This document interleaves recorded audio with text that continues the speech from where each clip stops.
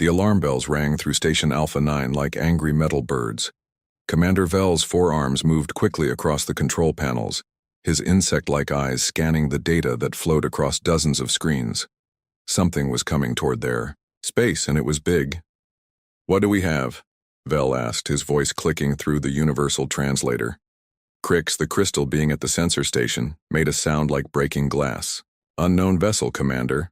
It appeared on our scanners 20 minutes ago. The energy readings are strange." Nala, the blue-skinned amphibian researcher, swam closer in her water-filled mobility suit. "How strange?" she asked, her gills fluttering. With worry, Vel looked at the main screen where a rough shape appeared. The ship looked old and ugly compared to their sleek vessels. It had thick metal plates bolted together, with what looked like ancient fusion drives pushing it forward.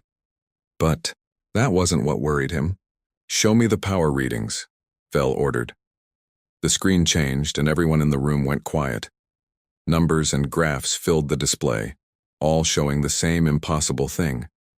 The ugly metal ship was producing more energy than a battle cruiser. Much more. "This can't be right," Nala whispered, her large eyes growing wider.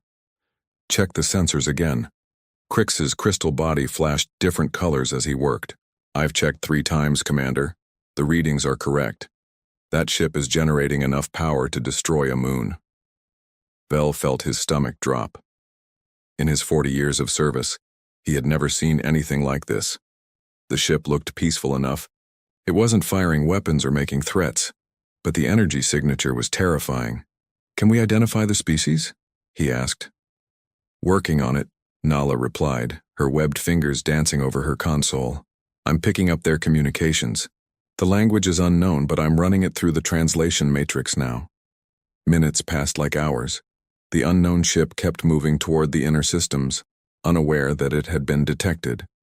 Vel watched the energy readings climb higher, as their sensors got a better look at the vessel. "Got something," Nala announced. "The translation is rough, but they call themselves humans from a planet called Earth. The ship is designated UES Endeavor." "What are they saying?" Vel asked. Nala listened to her headphones for a moment. "It sounds like normal ship communications. They're talking about course corrections, system checks, and something called coffee break schedules. Very boring stuff for a doomsday weapon." Crix's crystals turned a worried shade of orange. "Commander, I'm detecting multiple energy sources throughout their ship. It's not just one big weapon, the entire vessel seems to be one massive destructive device." Vel stared at the display in horror. The humans had turned their entire ship into a weapon. Every room, every corridor was showing dangerous energy levels. What kind of species would do such a thing? "Are they heading for any populated systems?" he asked. "Their current course will take them past 3 mining colonies and directly toward the trade routes near Proxima Station," Nala reported. 40 million beings live in that sector. The weight of responsibility crushed down on Vel's shoulders. He had been trained for this moment. The discovery of a hostile alien species with planet-killing technology. The protocols were clear, but he had hoped he would never need to use them. "Crix, send an emergency signal to High Command." "Priority Alpha Red," Vel ordered. "Tell them we have a Class X threat approaching populated space." "Class X?" Nala gasped. "Commander, are you sure? That classification is for extinction-level weapons." Vel pointed at the screen where the energy readings pulsed like a dangerous heartbeat. "Look at those numbers, Nala. This ship could crack a planet in half. What else would you call it?" As Crix sent the emergency message, Vel continued studying the human vessel. The more he looked, the more confused he became. The ship's design was primitive in many ways. No energy shields, no quantum armor, no gravity manipulation drives. But somehow, they had managed to pack enough destructive power into that metal shell to threaten entire star systems. "Commander," Nala said softly, "I'm still listening to their communications. They don't sound like conquerors. One of them just complained about the food dispenser being broken. Another one is talking about missing his family back home." "It might be a trick," Vel replied, but doubt crept into his voice. Species advanced enough to build planet killers might also be smart enough to use psychological warfare. The communications console beeped with an incoming message. Crix's crystals flashed blue as he received it. Response from High Command, Commander. They want all available data transmitted immediately. Admiral Rex is mobilizing the Third Fleet. Vel nodded grimly. The Third Fleet was the military's rapid response force, designed to handle the worst possible threats. If they were coming, it meant High Command took the situation very seriously. Continue monitoring the human ship, Vel ordered. I want to know everything, their speed, their course, and especially any changes in those energy levels. Over the next hour, the team watched and waited. The human ship continued on its path, completely unaware that it had been classified as the most dangerous weapon in galactic history. Their communications remained casual and boring. Talk of duty shifts, meal schedules, and something called movie night. It doesn't make sense, Nala muttered, studying the translation logs. They're acting like a normal exploration crew, but they're carrying enough firepower to sterilize planets. Crix's crystals pulsed thoughtfully. Perhaps they don't realize how dangerous their own technology is. Some species develop weapons without understanding their full potential. Vel considered this possibility. It was almost worse than facing deliberate conquerors. An ignorant species with planet-killing weapons was unpredictable, and possibly even more dangerous. How long until they reach the populated systems? He asked. At their current speed, 18 hours, Nala calculated. The Third Fleet should intercept them in 12 hours if they maintain maximum speed. Vel looked at the screen one more time. The ugly metal ship continued its journey through space, its crew probably excited about humanity's first contact with alien life. They had no idea that 300 warships were racing to stop them before they could accidentally destroy half the galaxy. Keep monitoring, Vel said finally, and pray that Admiral Rex knows what he's doing, because if those humans are as dangerous as our sensors say they are, we might be looking at the beginning of the end. The alarm bells had stopped ringing, but the tension in Station Alpha 9 remained thick as fog. Everyone knew that the next few hours would determine the fate of millions of innocent beings. And somewhere in space, Captain Mason of the UES Endeavour was probably wondering what alien coffee might taste like. The great meeting hall of Nexus Prime had never seen such panic. The massive space station, home to the Galactic Council, buzzed with activity as representatives from 12 major species rushed to their emergency session. The hall's crystal dome showed the stars outside, but today those stars felt less welcoming. Admiral Rex of the Scale Republic stood at the central podium, his reptilian features hard as stone. His red eyes scanned the assembled delegates, taking note of who had arrived and who was still coming. This was the fastest emergency session in Council history. Thank you all for coming so quickly, Rex began, his deep voice carrying easily through the hall. What I'm about to show you will change everything we thought we knew about galactic security. Dr. Moss of the Root Collective swayed gently in her soil-filled container, her leaf-like appendages rustling with concern. Admiral, your message spoke of an extinction-level threat. Surely that's an exaggeration. I wish it were, Rex replied grimly. He activated the main display, and the image of the UES Endeavour appeared above them all. The assembled delegates studied the crude-looking vessel with confusion. Captain Flo of the Deep Current floated in his water sphere, his tentacles moving in patterns of disbelief. This primitive ship is the threat? It looks like it was built in a scrapyard. That's what we thought too, Rex said. Until we saw this. The display changed to show the energy readings from Station Alpha 9. Gasps and shocked sounds filled the hall as the numbers appeared. Even species that rarely showed emotion looked stunned. Elder Bright of the Lightwalkers, beings of pure energy, flickered with alarm. These readings, they're impossible. No ship that size could contain such power. The data has been verified by 3 separate monitoring stations, Rex continued. This vessel, belonging to a previously unknown species, called humans, is generating enough energy to destroy entire star systems.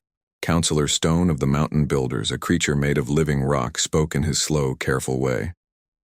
Perhaps their instruments are different from ours. Maybe what we see as weapons are actually something else. Rex shook his massive head.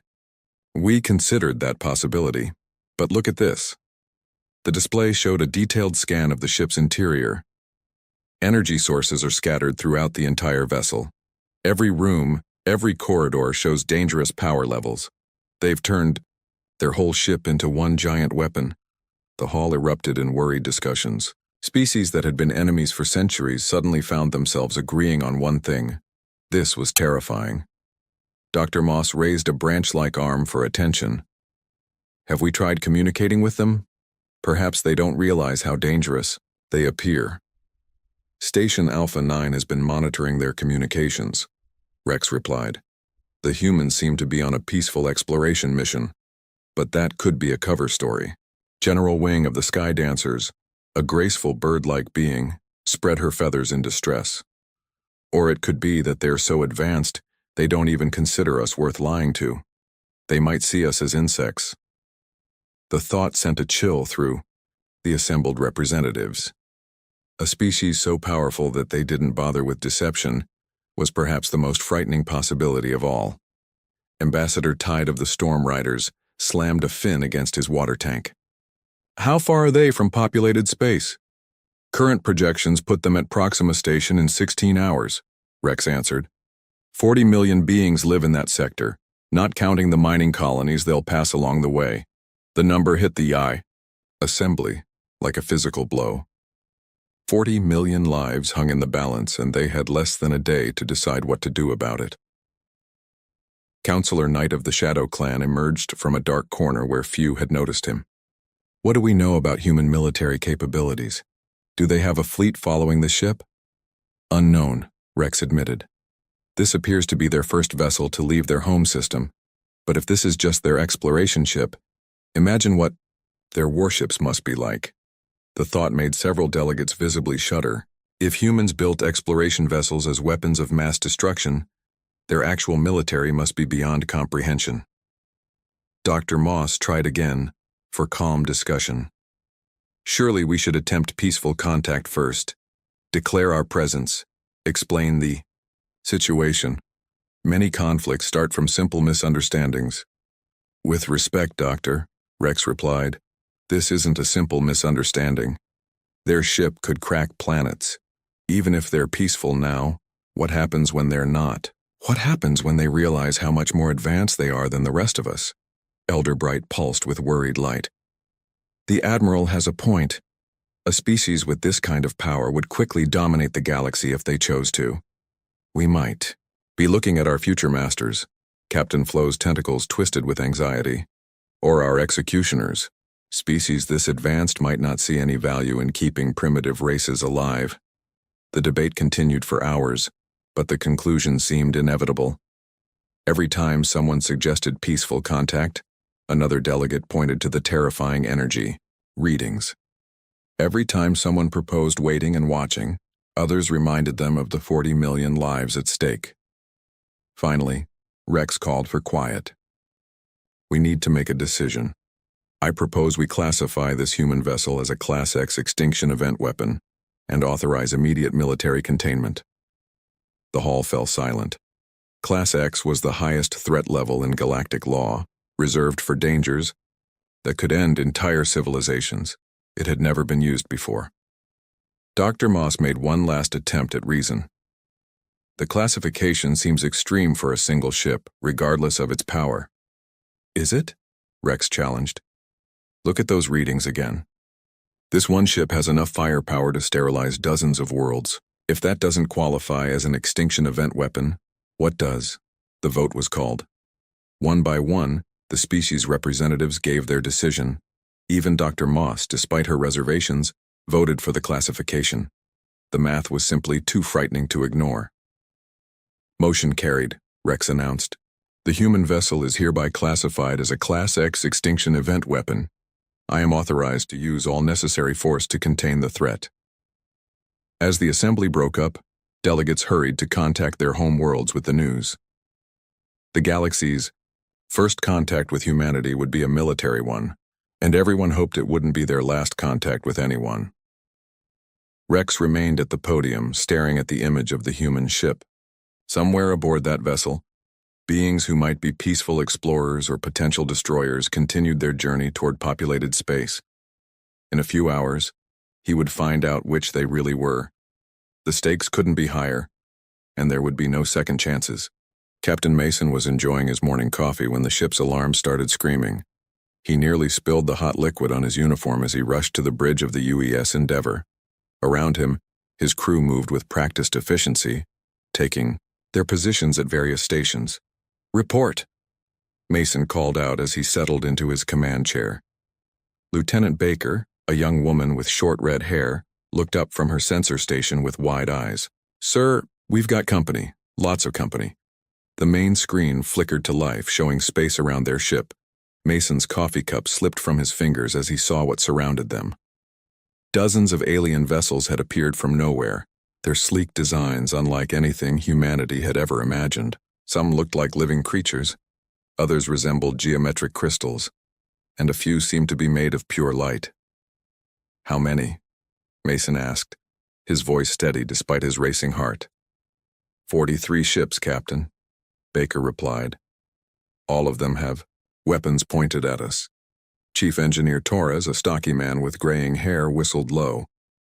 "Well, this isn't how I imagined first contact would go." Mason stood up, straightening his uniform.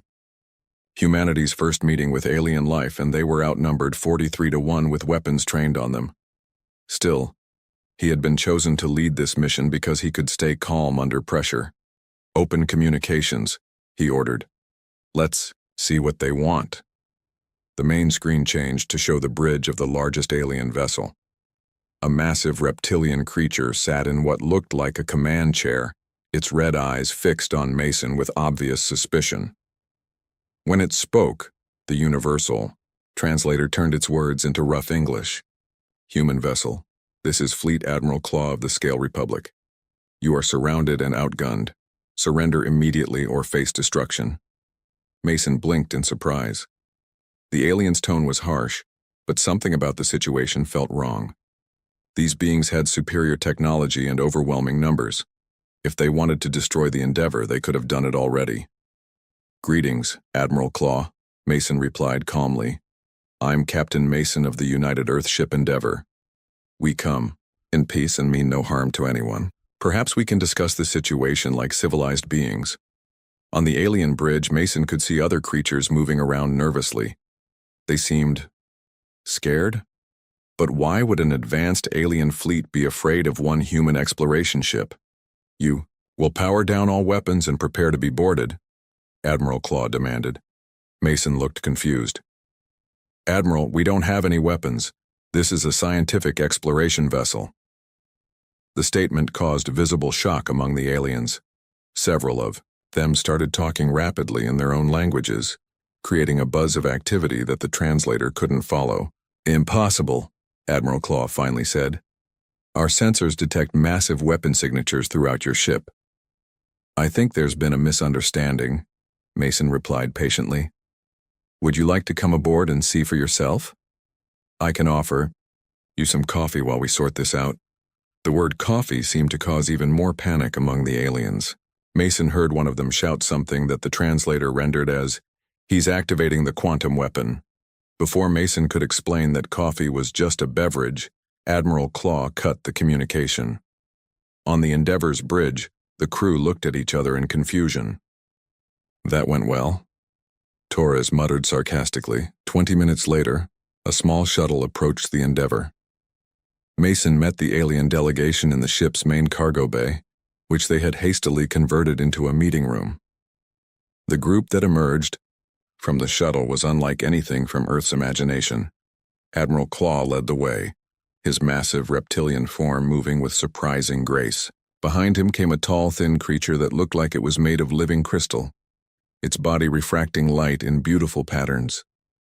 The third alien resembled a cross between an octopus and a jellyfish, floating in some kind of water-filled suit. "Welcome aboard the Endeavour," Mason said with a smile, extending his hand in greeting. The aliens froze. The crystal being's lights flickered rapidly, and Admiral Claw took a step backward. "He's reaching for a weapon," the floating alien said in a voice like gurgling water. "It's just a handshake," Mason explained gently, lowering his hand. A human greeting. We mean no harm. The delegation looked around the cargo bay nervously. Mason followed their gaze, trying to see what had them so worried. It looked like a normal ship interior to him. Metal walls, equipment lockers, and a small table where someone had left their tablet computer running a video game. The crystal alien pointed at the tablet with what might have been terror. What is that reality distortion device? Mason walked over and picked up the tablet, causing all three aliens to take several steps back. This? It's just a tablet computer. Someone was playing a game. He showed them the screen, where colorful shapes were moving around. See? It's called Tetris. The floating alien made a sound like a whale in distress. He's casually handling a dimensional manipulation weapon. It's not a weapon, Mason protested. It's entertainment. Look, let me show you around the ship. Maybe that will clear up this confusion. Admiral Claw looked like he wanted to refuse, but curiosity seemed to win over fear. Very well. But any sudden movements, and my ships will open fire. Mason nodded and led them toward the ship's main corridor. As they walked, he pointed out various features of the Endeavor. That's the mess hall where we eat, those are crew quarters where people sleep, and that's the recreation room. Through the recreation room's window, they could see Petty Officer Johnson watching something on the wall screen while eating popcorn. The alien's instruments started beeping frantically. What is that massive energy discharge? The crystal being asked, in what sounded like panic. Mason looked through the window. Oh, that's just Johnson watching a movie. It's called Star Wars. Pretty good space adventure film, actually. The statement seemed to make the aliens even more nervous. Mason was starting to realize that everything on his ship was somehow being misinterpreted as threatening. Perhaps, he said carefully, you could explain what your sensors are detecting? Maybe we can figure out where the confusion is coming from. Admiral Claw looked at his handheld scanner, then at Mason, then back at the scanner. Your entire ship is radiating enough energy to crack a moon in half. Every room contains what our technology identifies as weapons of mass destruction. Mason stared at the alien in genuine bewilderment. That's impossible. We're just explorers. But, even as he said it, he began to wonder what human technology might look like to aliens who had never seen it before. Chief Engineer Torres wiped her hands on a rag and smiled at the alien delegation. Welcome to the engine room, folks. This is where all the magic happens. The three aliens, Admiral Claw, the crystal being called Shine, and the floating creature named Bubble, stood frozen at the entrance. Their scanning devices were making sounds like dying electronic animals. The energy readings are off the charts, Shine whispered, his crystal body flickering between different colors of alarm. This entire room is a doomsday weapon. Torres looked around her engine room with pride. It was her domain, filled with humming machinery, blinking lights, and the steady pulse of the fusion reactors. She's a beauty, isn't she? Took me 3 years to get her running this smooth. Admiral Claw pointed a clawed finger at the main reactor housing. What is that massive destruction device? That's our coffee maker, Torres replied cheerfully. Industrial size. Keeps the whole crew happy during long shifts. The aliens exchanged looks of pure terror. Bubble's tentacles writhed inside his water suit. They have weaponized their stimulants. This species is beyond our understanding. Torres walked over to the coffee machine and pressed a few buttons.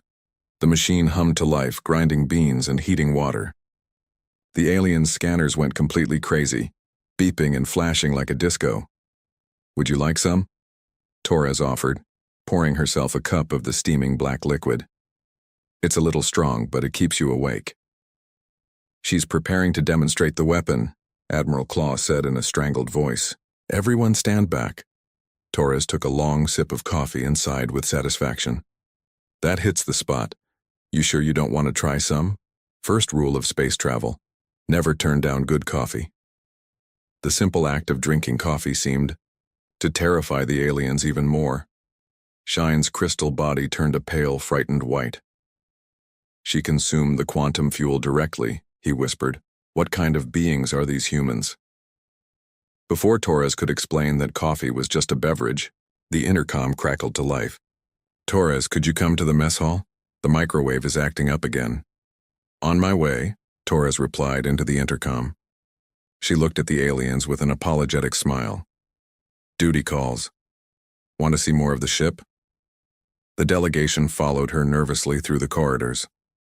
As they walked, Torres chatted about the ship's systems, completely unaware that every word was making the aliens more frightened. "The artificial gravity gives us some trouble sometimes," she explained. "And don't get me started on the ventilation system. But the worst is when Johnson overclocks his gaming rig. Sometimes it interferes with navigation." "Gaming rig?" Bubble asked weakly. "Yeah, the kid's built himself quite a setup. Runs about 6 computers at once, all linked together. Pretty impressive for jury-rigged equipment." The aliens nearly fainted. 6 linked computers sounded like a military-grade battle computer to them. They reached the mess hall to find Dr. Kim standing in front of a small metal box, frowning at it. She looked up when they entered. "Oh, hey, Torres. This thing is making weird noises again." Torres walked over to the microwave and opened its door. "Probably just needs cleaning. These things can be temperamental." She placed a leftover slice of pizza inside and closed the door. When she pressed the start button, the microwave began to hum and rotate the food inside. The alien scanning equipment exploded into activity. Lights flashed, alarms beeped, and Shine actually fell backward in shock. "Controlled matter-antimatter reaction," he gasped. "They're manipulating the basic forces of the universe to heat food." Dr. Kim looked confused. "It's just a microwave. Pretty standard technology back on Earth. Every home has one." "Every home?" Admiral Claw repeated in horror. "Your entire population has access to molecular manipulation weapons?" "Well, I wouldn't call them weapons," Dr. Kim said thoughtfully. "More like convenience appliances, though I suppose you could hurt someone if you put your hand inside while it's running." The casual mention of potential harm made Bubble make a sound like a drowning fish. The microwave beeped to indicate the pizza was ready. Dr. Kim opened the door and carefully removed the hot food with a paper towel. "Want some?" she offered the aliens. "It's yesterday's dinner, but it's still pretty good." The aliens backed away as if she was holding a live grenade. "She's offering to share the quantum-treated matter," Shine whispered to his companions. "This is either a gesture of supreme trust or a test of our worthiness." Dr. Kim shrugged and took a bite of the pizza. "Your loss." "Hey, Torres, while you're here, could you look at my computer? It's been running slow all morning." They moved to Dr. Kim's workstation, where multiple monitors displayed complex scientific data. The computer tower underneath had been modified with extra fans and cooling systems. "I've been running climate simulations for the next 3 planets we're supposed to visit," Dr. Kim explained. "The calculations are pretty intensive, so I upgraded the processor last month." Torres knelt down and opened the computer case. Inside, circuits glowed with LED lights, and cooling fans spun quietly. "Looks like you need more RAM. This processor is working harder than it should." Admiral Claw stared at the glowing circuits in absolute terror. "They've built a quantum prediction machine. They can see the future." "Not exactly the future," Dr. Kim corrected. "Just weather patterns and atmospheric conditions. Pretty basic. Stuff for planetary exploration." "Basic?" Bubble squeaked. "You casually predict the behavior of entire atmospheric systems and call it basic?" Before anyone could answer, a loud sound came from the recreation room next door. It sounded like explosions and laser fire. The aliens immediately assumed combat positions, but Torres just laughed. "That's probably Johnson playing his space combat game. Kid's been trying to beat level 12 for weeks." They looked through the doorway to see Petty Officer Johnson surrounded by multiple computer screens, his hands moving rapidly over keyboard and controllers. The screens showed spaceships fighting in what looked like incredibly realistic battle scenarios. Johnson noticed them watching and paused his game. "Hey everyone. Just trying to take out this alien mothership. These new graphics cards make it look so real. It's like actually being in space combat." The alien delegation stared at the multiple screens, the powerful computers, and the realistic battle simulations. "Military training system," Admiral Claw whispered. They're practicing fleet combat against enemies that look remarkably like us. Johnson grinned and unpaused his game. Watch this maneuver. I've been working on it all week. On screen, human spaceships performed complex battle tactics against alien vessels. The graphics were so detailed that individual weapon systems could be seen firing. The three alien visitors watched in growing horror as they realized that from their perspective, they were looking at humans casually practicing the destruction of alien fleets.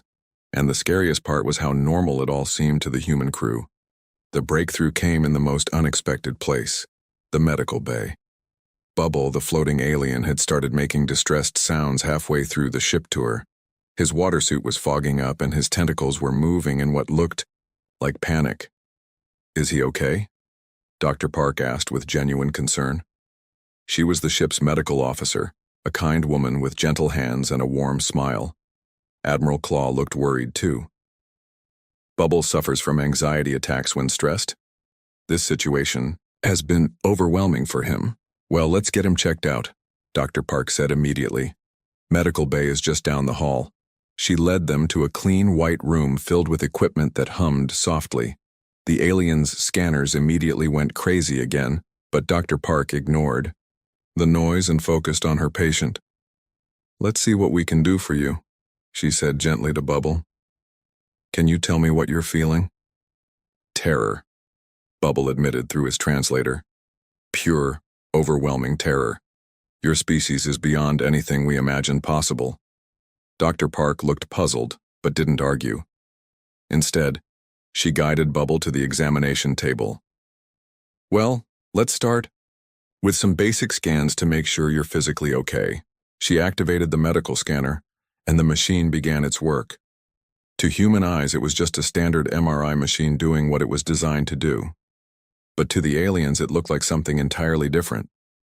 Molecular-level scanning, Shine whispered in awe. She can see through solid matter and examine individual organs without invasive procedures. Admiral Claw stared at the display screen where Bubble's internal structure was clearly visible. The precision is incredible. They can probably manipulate biological systems at the cellular level. Dr. Park studied the scans with professional interest. His stress hormones are definitely elevated. Heart rate is high too. She turned to Bubble with a reassuring smile. You're having a classic panic attack, nothing dangerous but probably not very comfortable. She moved to a cabinet and pulled out a small device. This should help you relax. It's just a mild sedative, nothing harmful. When she activated the device, it made a soft humming sound.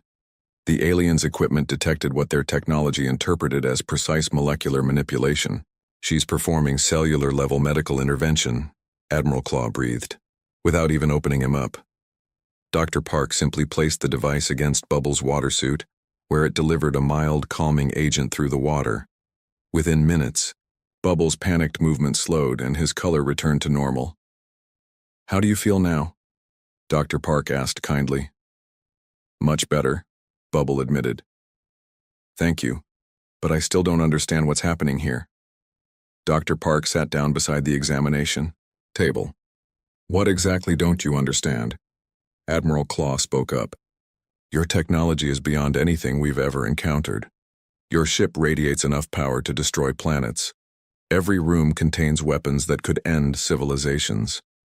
Yet you act as if it's all perfectly normal. Dr. Park looked genuinely confused. Weapons? What weapons? This is a medical bay. That scanning device, Shine pointed at the MRI machine. It can see through any material and map biological systems in perfect detail. In the wrong hands, it could be used to target weaknesses in any species. And that molecular manipulator, Admiral Claw added, indicating the medical device Dr. Park had used. It can alter living tissue at the cellular level. Dr. Park stared at them for a long moment, then started laughing, not mockingly, but with genuine amusement and relief. You think our medical equipment is weapons? She asked between giggles. An MRI machine and an ultrasonic therapy device? What are those? Bubble asked nervously. Dr. Park stood up and patted the MRI machine affectionately. This old thing uses magnetic fields to create pictures of what's inside your body. Every hospital, On Earth has dozens of them. And this, she held up the therapy device, uses sound waves to reduce inflammation and promote healing. My grandmother has one for her arthritis. The aliens looked at each other in growing confusion. But the energy readings, Admiral Claw protested weakly. Oh, that, Dr. Park said with understanding. You must be detecting our power systems. Yeah, human technology tends to be a bit robust. We like things that work reliably, even if they use more power than they probably need to. She led them back through the ship, but this time with a different perspective. In the mess hall, she explained how the microwave worked. In the engine room, she showed them that the coffee maker was just an oversized version of something every human owned. So when you said every home has molecular manipulation weapons, Admiral Claw said slowly, you meant every home has cooking appliances. Exactly, Dr. Park confirmed. We use microwaves to heat food, that's all. Shine's crystal body flickered with what might have been embarrassment. And the quantum prediction machine? Weather forecasting software, Dr. Park explained patiently. Pretty standard for any exploration mission. The military training system? Bubble asked weakly. Video games, Dr. Park laughed. Entertainment. Johnson likes to pretend he's a space pilot shooting aliens. She paused, realizing how that sounded. Fictional aliens, not real ones, definitely not real ones. Captain Mason joined them in the corridor, having heard about the medical emergency. How's our guest doing, Doctor? Much better now that we've cleared up a few misunderstandings, Dr. Park replied. It turns out our new friends thought we were some kind of super advanced warrior species. Mason looked genuinely surprised. Us? We're just explorers. This is only our first trip outside our solar system. Admiral Claw sat down heavily in a nearby chair. You mean to tell me that all of this technology, all of these energy readings, all of this casual manipulation of matter and energy, is normal for your species? Well, yeah, Mason said. I mean, we like to build things that work well. Sometimes that means they use more power than they probably need to. But reliability is important when you're traveling between stars. The three aliens looked at each other, then back at the humans. So you're not planning to conquer the galaxy? Shine asked hopefully. Conquer? Mason looked shocked. Why would we want to do that? We just want to explore, meet new people, maybe do some trading. Speaking of which, would you like to try some of that coffee everyone keeps talking about? An hour later, the three alien visitors sat in the mess hall, carefully sipping coffee, and trying to understand how they had misread the situation so badly. This is actually quite good, Bubble admitted, his tentacles wrapping around the warm cup. Admiral Claw looked at his handheld scanner, which still showed massive energy readings from the coffee maker. Our sensors will need serious recalibration, Captain. Mason smiled as he watched the first successful diplomatic contact between humans and aliens. You know, I think this is the beginning of a beautiful friendship. Outside the ship, the alien fleet waited nervously for word from their delegation. They had no idea that the galaxy's most feared weapon of mass destruction was actually just humanity's tendency to over-engineer their appliances. And somewhere in space, other species would soon learn that sometimes the most dangerous thing about humans wasn't their weapons, it was their coffee makers.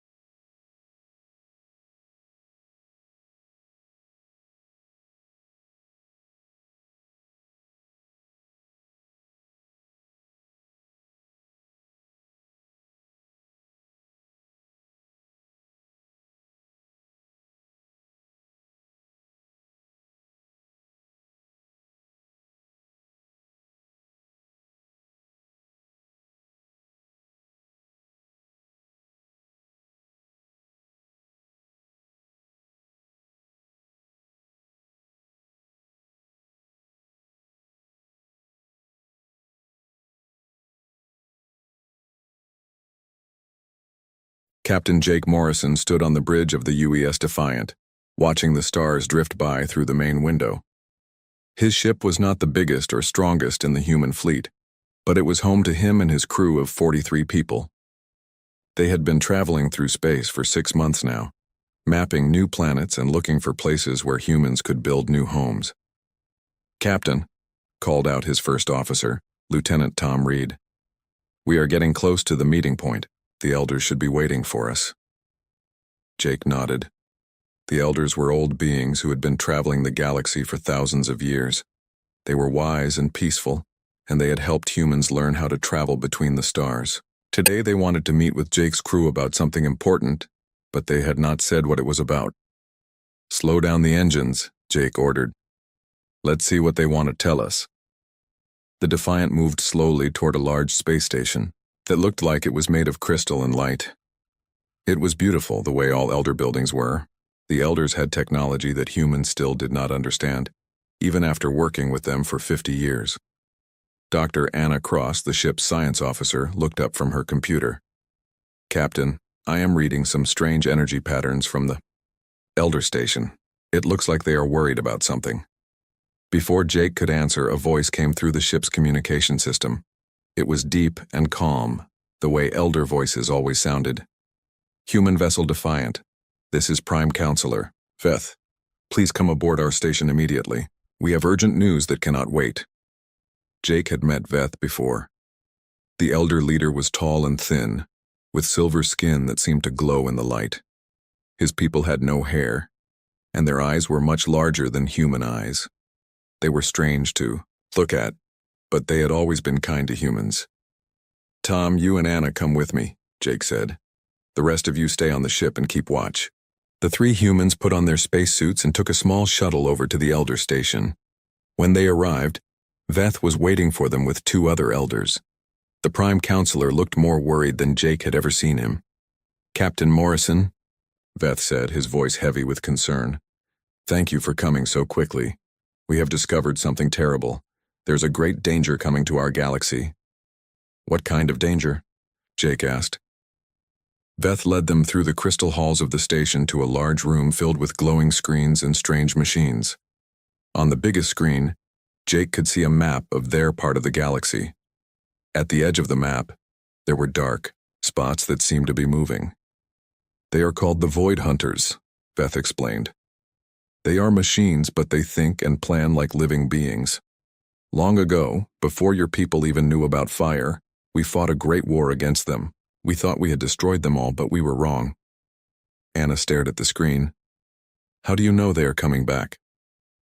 "Our deep space sensors have detected their ships," another elder said.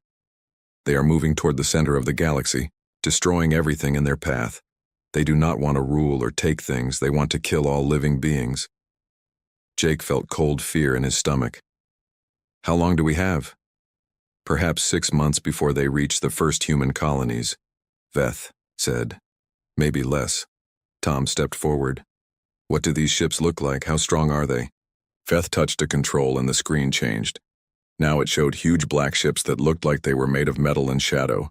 They were bigger than anything Jake had ever seen, even bigger than the largest human cities. "Each ship can destroy a planet," Veth said quietly. "And they have thousands of ships." Suddenly, alarms began to sound throughout the elder station. Red lights flashed, and Jake could hear elder voices speaking quickly in their own language. "What is happening?" Jake asked. Veth's large eyes grew even wider with fear. "They are here. The Void Hunters have found us." Through the station's windows, Jake could see dark shapes appearing in space. The black ships were enormous, and they moved without making any sound. They looked like hungry sharks swimming through dark water. "We must leave now," Veth said, running toward the exit. "The station cannot fight them." Jake and his people followed the elders through the crystal halls. Behind them, they could hear terrible sounds as the Void Hunter ships began their attack. The beautiful elder station shook and cracked as energy beams hit it. They reached the shuttle just as part of the station exploded in bright flames. Jake started the engines and flew as fast as he could back to the Defiant. "Get us out of here now," Jake shouted as soon as he was back on his ship's bridge. The Defiant turned and began to run, But Jake could not stop himself from looking back. The Elder Station was breaking apart, its crystal walls melting like ice in fire. The Void Hunter ships moved through the wreckage like they were looking for something. "Captain," Dr. Cross said, her voice shaking. "I am reading the energy output of those ships. One of them has more power than our entire home fleet." Tom looked at the screen that showed the enemy ships. "How are we supposed to fight things like that?" Jake did not have an answer. He watched as the black ships finished destroying the Elder Station and then disappeared into hyperspace, probably going to attack somewhere else. Prime Counselor Veth, who had escaped with them, stood quietly in the corner of the bridge. His silver skin had turned darker, and Jake could see that the Elder was very afraid. "Counselor," Jake said gently, "what can you tell us about fighting these things?" Veth looked at him with his large, sad eyes. "Captain Morrison, my people have fought wars for millions of years. We have technology that your species is only beginning to understand. But against the Void Hunters, we lost. They are not just machines. They learn from every battle. They adapt. They become stronger." "Then how do we stop them?" Anna asked. "I do not know," Veth said quietly. "But perhaps humans can find a way that we could not. Your people are young and think differently than we do. Maybe that will be enough." As the Defiant flew through hyperspace toward human territory, Jake stared out at the stars and wondered if Veth was right. Could humans really fight an enemy that had defeated the ancient and powerful elders? Behind them, the empty space where the Elder Station had been was now filled only with floating pieces of crystal and metal. The Void Hunters had left nothing alive. The emergency meeting room on Earth Station 1 was crowded with worried faces. Admiral Lisa Kane sat at the head of the long table, looking at reports from across human space. The news was getting worse every hour. 3 more colonies have gone silent, reported Commander Bethhart, her voice tight with fear. That makes 7 in the past week. Whatever these Void Hunters are doing, they are moving fast. Captain Jake Morrison stood near the big screen that showed a map of human territory. Red dots marked the places where colonies had stopped sending messages. The pattern was clear. The enemy was coming straight toward Earth. "Tell them what you saw, Captain," Admiral Kane said. Jake looked around the room at the faces of generals, admirals and colony leaders. Some of them he knew, others were strangers. But they were all looking at him with the same question in their eyes. "How bad is it?" "The Elder Station was completely destroyed in less than 10 minutes, Jake said slowly. "These black ships are bigger than anything we have ever built. Prime Counselor Veth told me that one enemy ship has more power than our entire home fleet." A colony leader named Robert Mills stood up. He was a big man with gray hair who had helped build the farming colonies on the outer worlds. "Then we should run," he said loudly. "We should take our people and go to the far colonies, as far away from these things as possible. And leave." "The galaxy to die?" asked General Marcus Webb. He was an old soldier who had fought in the border wars 20 years ago. "The elders helped us reach the stars. Without them, we would still be stuck on Earth. We owe them our help." "We owe our children a future," Mills shot back. "What good will it do if we all die fighting something we cannot beat?" Dr. Anna Cross, who had come with Jake from the Defiant, stepped forward. She had been working without sleep for 3 days, studying the data they had collected from the Void Hunter attack. "I have been looking at the energy readings from the enemy ships," she said. "They are powerful, yes, but they are not magic. They follow the laws of physics just like everything else. That means they can be damaged. That means they can be destroyed." "Admiral." Kane leaned forward. "What did you find, Doctor?" Anna turned on a small computer and showed them pictures on the main screen. "The black ships use a kind of energy field to protect themselves. But when they fire their weapons, the field has to open small holes to let the energy beams through. For just a few seconds, they are not completely protected." General Webb nodded. "So we need to hit them at exactly the right moment." "It would be very difficult," Anna said. "We would need perfect timing and a lot of luck, but it might be possible." Prime Counselor Veth had been sitting quietly in the corner. Now he stood up, his tall, thin body moving slowly like he was very old and tired. "There is something else you should know," he said in his deep, calm voice. The Void Hunters are not just machines. They share one mind, one consciousness. When one ship learns something, all ships learn it. They become smarter and stronger after every battle. Then how did you fight them before? Jake asked. Veth's large eyes looked sad. We had help from other races. Many different peoples worked together. But even then, we barely won. Most of our allies died in that war. We thought it was worth the cost because we believed the Void Hunters were gone forever. The room was quiet for a long moment. Everyone was thinking about what Veth had said. Finally, Admiral Kane spoke. How many ships do we have that can fight? About 400 warships, answered Commander Hart. Plus maybe 2,000 cargo ships that we could convert to carry weapons. It is not much. The Void Hunters have thousands of ships, Jake said quietly, each one stronger than anything we have. Mills stood up again. You see? This is exactly what I am talking about. We cannot win this fight. We should take our people and run while we still can. But General Webb was shaking his head. Running will not work. These things want to kill all living beings, remember? They will keep chasing us until they find us. The only way to save our people is to stop them here. A young officer named Lieutenant Dan Fox raised his hand. What about the other races in the galaxy? The traders, the builders, the cloud people? Will they help us fight? Veth looked even sadder. Most of them are already running away. The traders have taken their ships to the far edge of the galaxy.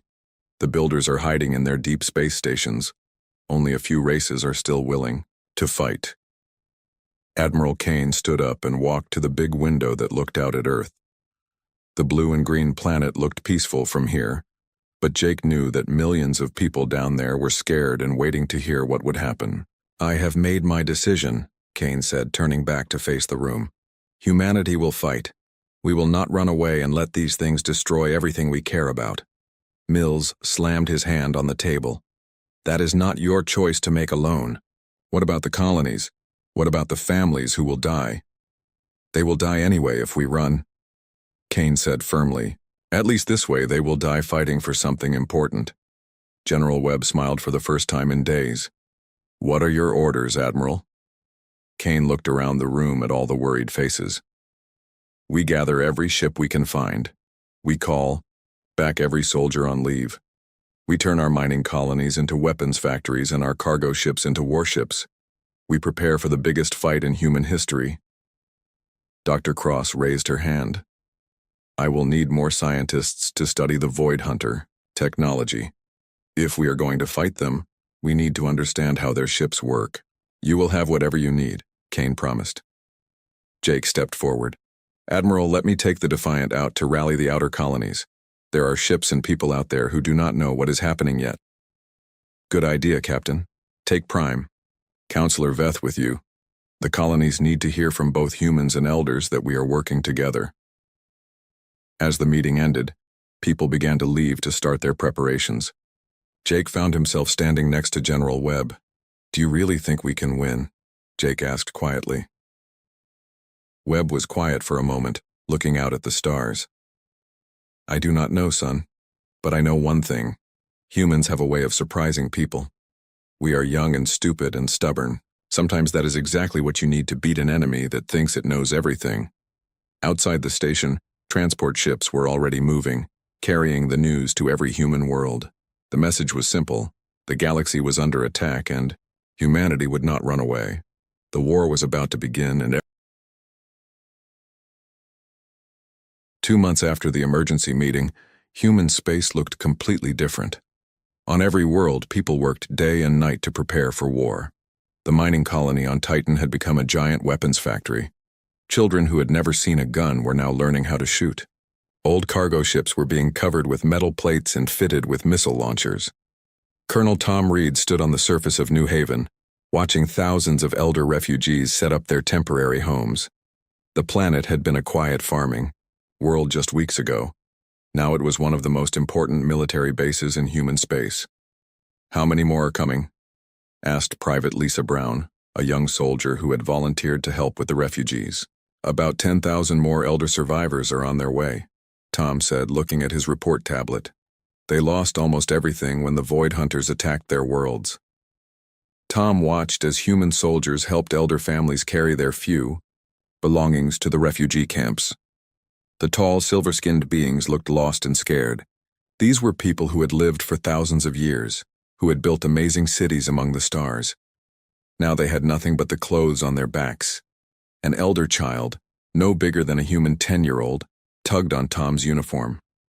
The child's large eyes were filled with tears. "Will the bad ships come here too?" the child asked in broken human language. Tom knelt down so he was at the same height as the child. "We are going to stop them before they get here," he said gently. "I promise." The child nodded and ran back to his family. Tom hoped he could keep that promise. Meanwhile, in orbit above Earth, Commander Beth Hart was working with a team of engineers on something that had never been tried before. They were taking apart Void Hunter technology that Dr. Anna Cross had managed to collect from the destroyed Elder Station. "Be very careful with that piece," Anna warned, as the engineers moved a strange black metal fragment. "We still do not understand how it works." Beth looked at the twisted metal through the protective glass. It did not look like much, but this small piece had come from a ship that could destroy planets. "Have you learned anything useful?" Beth asked. Anna rubbed her tired eyes. She had been working for 16 hours straight. "The metal is not like anything we have ever seen. It seems to repair itself when it gets damaged. But there is something interesting. It gets weaker when it is far away from other Void Hunter ships." "What do you mean?" "The enemy ships make each other stronger when they are together," Anna explained. "But if we could separate them, if we could get them to fight alone, they might be more vulnerable." Beth nodded. This was important information. "I will tell Admiral Kane right away." On the other side of human space, Captain Jake Morrison and the Defiant were visiting the outer colonies, trying to convince people to join the fight. It was not easy work. "You want me to send my ships to fight those things?" asked Captain Roy. Kim, the leader of the merchant fleet at Frontier Station. "My ships are not warships. They carry food and medicine, not missiles." Jake understood Roy's fear. The merchant ships were not built for fighting, but they needed every ship they could get. "We can add weapons to your ships," Jake said. "And you know these trade routes better than anyone. We need ships that can move fast and strike where the enemy does not expect it." Roy looked out the window at his fleet of cargo ships. They were old and slow, but they had carried supplies to human colonies for 30 years. "What about my crews?" Roy asked. "These are not soldiers. They are engineers and cargo handlers." "We will train them," Jake promised. "General Webb has set up training camps on 12 different worlds. Your people can learn to fight." Beside, Jake Prime Counselor Veth spoke up. "Captain Kim, I have lived for over 2,000 years. I have seen many wars and many brave people, but I have never seen anyone prepare for battle the way humans do. You do not just fight with weapons. You fight with your hearts." Roy was quiet for a long time. Finally, he sighed. "How many ships do you need?" "All of them," Jake said honestly. "Then you have them. But I want my people to get the best training you can give them." Jake shook Roy's hand. "You have my word." Back on Earth, Admiral Kane was in the war room, looking at reports from across human space. The news was both good and bad. "The good news is that we now have over 3,000 ships," reported General Webb. "Not all of them are real warships, but they can all fight." "And the bad news?" Kane asked. "The Void Hunters are moving faster than we expected. They will reach the Kepler system in less than 3 weeks. That is where we have to make our first real stand." Kane looked at the star map. The Kepler system had 5 planets and about 2 million human colonists. It was also the gateway to the inner colonies. If the Void Hunters got past Kepler, they would have a clear path to Earth. "How many enemy ships are we looking at?" Kane asked. "Our scouts report at least 50 of the big black ships, plus hundreds of smaller ones," Webb said grimly. Dr. Cross entered the room, looking excited despite her tiredness. "Admiral, I think I have found something important." She turned on the main screen and showed them a recording from one of the scout ships. "Watch what happens when the Void Hunter ships attack a planet," she said. On the screen, they could see the black ships firing their terrible energy beams at a world. The planet's surface burned and cracked, but something else was happening too. "Look at the ships," Anna said, pointing at the screen. "See how they position themselves? They form a perfect pattern, like they are following a plan that was made long ago." "So?" Webb asked. "So they are predictable," Anna said with a smile. "They always attack the same way. They always move in the same patterns. We can use that against them." Kane leaned forward. "What are you thinking, Doctor?" "The Void Hunters are machines, even if they can think. They follow programs. But humans do not follow programs. We can be random, chaotic, unpredictable. We can do things that make no sense to a machine mind." General Webb grinned. "Like what?" "Like ramming our ships into theirs. Like attacking when we should be running away. Like fighting even when we know we cannot win." Anna's eyes were bright with excitement. "The Void Hunters have fought the Elders, who are logical and careful. They have never fought humans who are crazy enough to try anything." Kane stood up and walked to the window. Outside, she could see transport ships carrying supplies to the fleet. Workers were loading missiles and fuel. Families were saying goodbye to sons and daughters who might never come home. "Send the order," Kane said quietly. "All ships are to gather at Kepler. We make our stand there." "And if we lose?" Webb asked. Kane turned back to face the room. "Then we make sure we hurt them, so badly that the next human fleet has a better chance." As the orders went out across human space, thousands of ships began to move toward the Kepler system. Cargo ships with missile launchers welded to their hulls flew beside real warships. Civilian volunteers worked next to trained soldiers.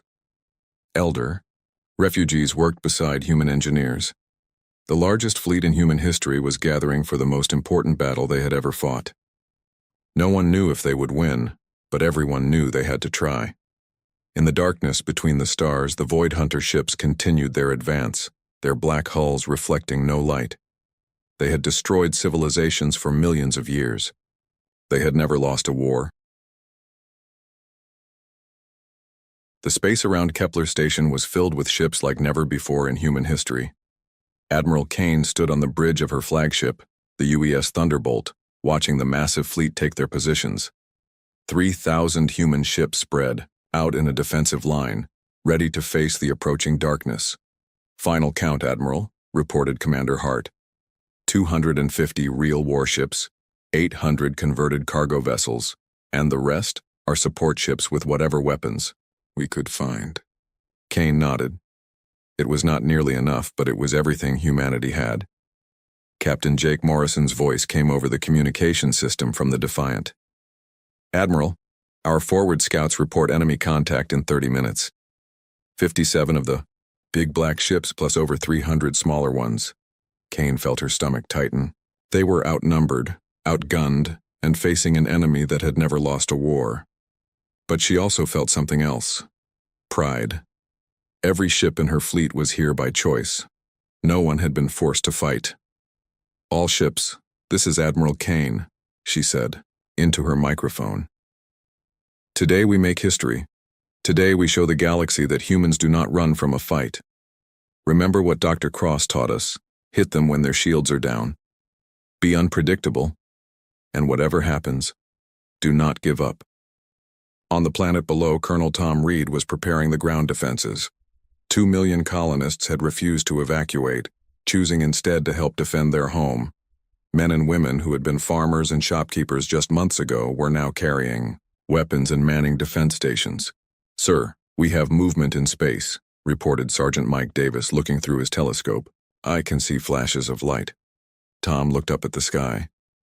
Even in daylight, he could see the bright explosions as the two fleets met. The battle for Kepler had begun. In space, the Void Hunter ships appeared like a dark wave rolling toward the human fleet. They moved in perfect formation, just as Dr. Anna Cross had predicted. Their black holes seemed to absorb all light, making them look like holes in space itself. "All ships, execute Plan Chaos," Kane ordered. Instead of meeting the enemy in neat battle lines like a traditional space battle, the human fleet scattered in all directions. Cargo ships loaded with missiles flew straight at the enemy's flanks. Fast scout ships darted between the big black ships, firing at anything they could hit. The converted mining ships, tough as rocks, rammed themselves into enemy vessels. The Void Hunters had never seen anything like it. Their perfect formations began to break apart as they tried to target the wildly moving human ships. "It's working!" shouted Commander Hart. "Look at them! They don't know which ships to shoot at first." Dr. Cross, working at a science station on the bridge, was tracking the enemy's energy patterns. "Wait for it! Wait for it! Now! The big ship on the left is opening its shield to fire." A group of human fighters dove toward the exposed Void Hunter ship, their missiles striking the weak point in its armor. For the first time in the war, a big black ship exploded in a ball of fire. Cheers went up across the human fleet, but Kane knew they could not celebrate yet. The enemy was adapting, learning from this first defeat.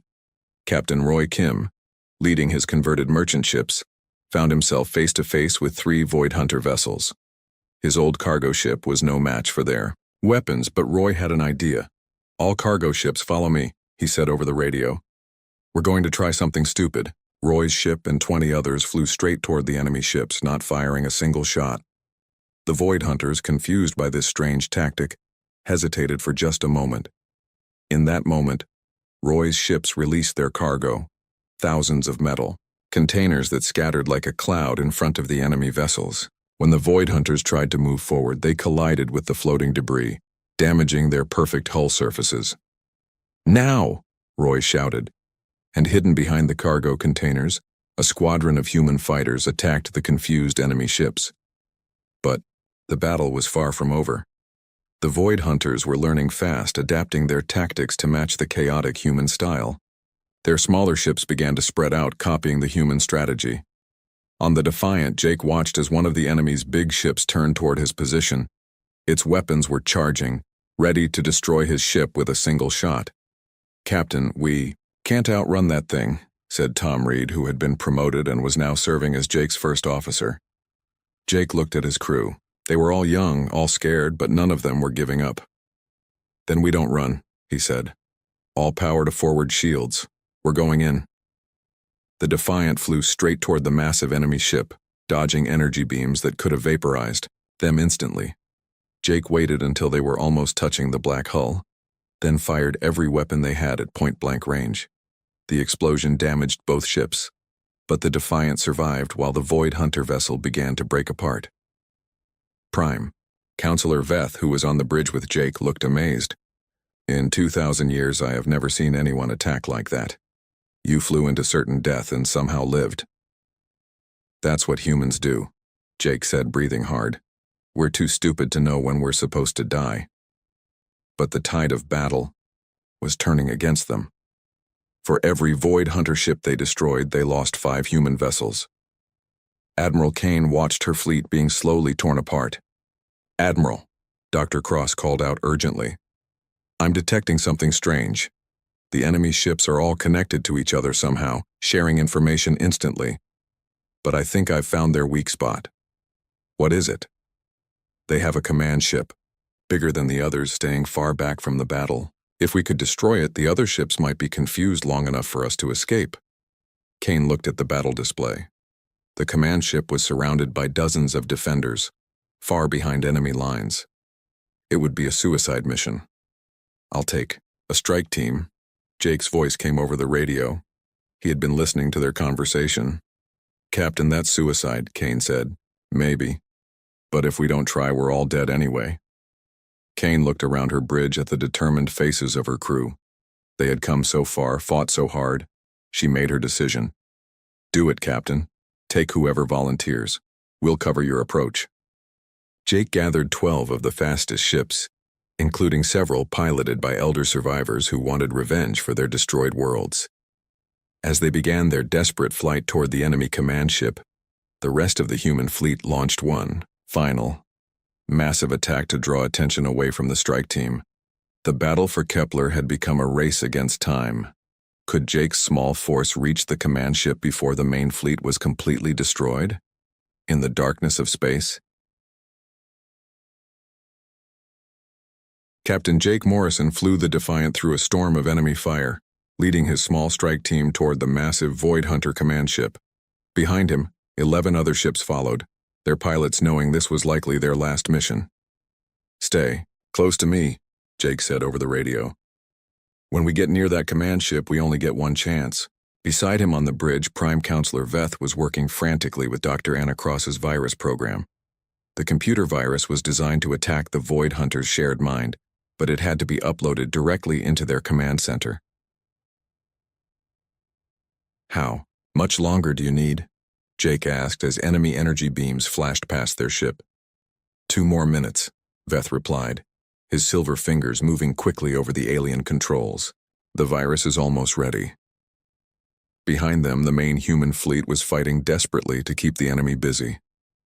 Admiral Kane watched as ship after ship was destroyed, but her remaining vessels kept fighting. They had to give Jake enough time. "Admiral, we've lost half our ships," Commander Hart reported, her voice heavy with sadness. Kane clenched her fists. So many good people were dying. "Tell all ships to keep fighting. Every second we buy might save the galaxy." On the planet below, Colonel. Tom Reed and his volunteers were also under attack. Void Hunter landing ships had broken through the space battle and were now trying to destroy the ground defenses. "They're coming from the east," shouted Sergeant Davis as black enemy ships landed near the city. Tom and his people fought with everything they had. Farmers used hunting rifles against alien machines. Children too young to fight helped reload weapons and carry supplies. Elder refugees worked alongside humans using their knowledge of Void Hunter technology to find weak spots. "Sir, we can't hold them much longer," a young soldier reported. Tom looked at the scared faces around him. These were not professional soldiers, just ordinary people defending their homes. "Then we make every shot count," he said, "for our families, for our future."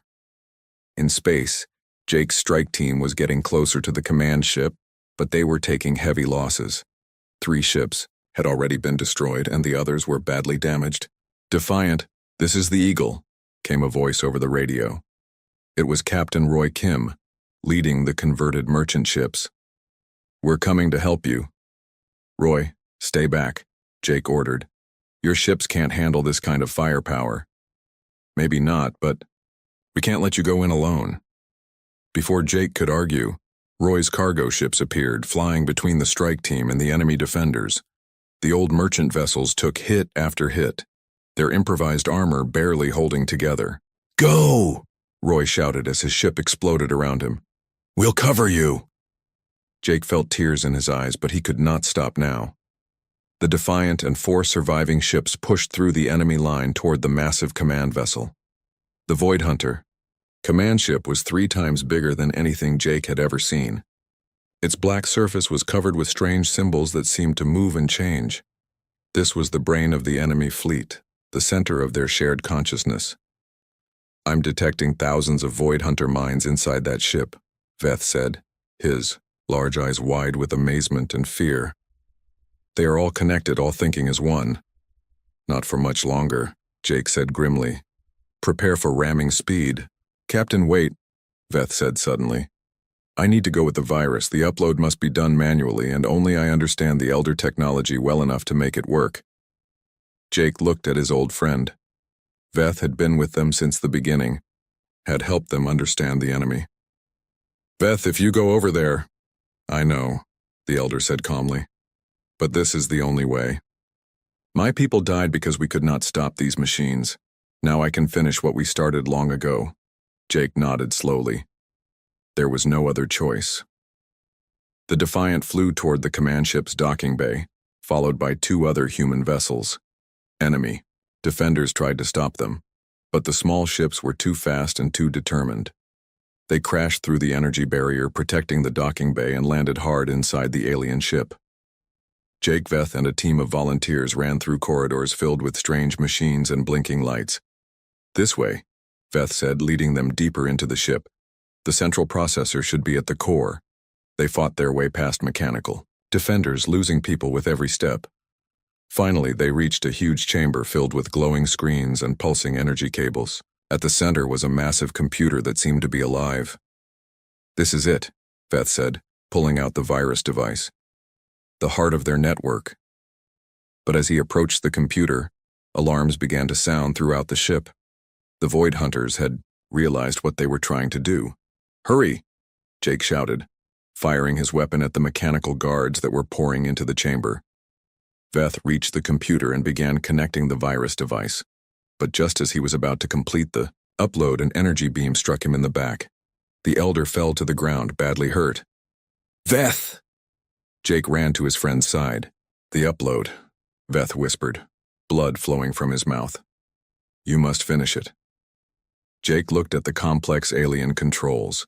He did not understand Elder technology, but he had watched Veth work. With shaking hands, he pressed the final sequence of buttons. The virus uploaded into the Void Hunter network. For a moment, nothing happened. Then suddenly the lights in the chamber began to flicker. The mechanical guards stopped moving. Throughout the ship, systems began to fail. "It's working," Jake breathed. The virus spread through the enemy network like a disease, attacking the shared consciousness that connected all Void Hunter ships. Across the galaxy, black ships suddenly stopped in the middle of battles, their crews confused and unable to work together. In the space around Kepler, Admiral Kane watched in amazement as the enemy fleet began to break apart. Ships collided with each other as their coordination failed. Others simply stopped moving, floating helplessly in space. "All ships, attack now," Kane ordered. While they're confused, the surviving human vessels launched everything they had at the disabled enemy ships. Without their shared mind to guide them, the Void Hunters could not adapt fast enough to defend themselves. One by one, the black ships were destroyed. Jake carried Veth's body back to the Defiant as the command ship exploded around them. The Elder had given his life to save the galaxy, just as so many humans had died in this terrible war.